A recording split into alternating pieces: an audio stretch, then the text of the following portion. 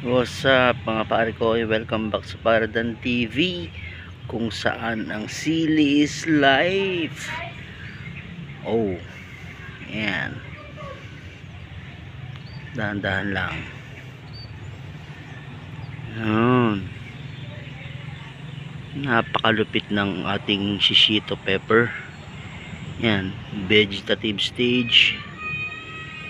Nakatanim lang yan sa 7 liters na mineral water bottle.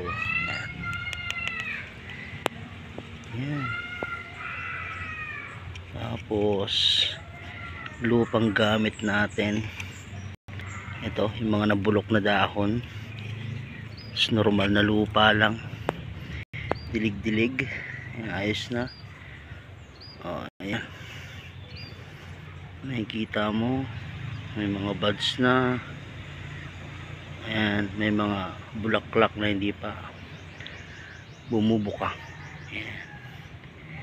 Ayan, ayun o, simple lang. Nandun yung bulaklak. Ayan, bawat kanto merong buds. Ayan,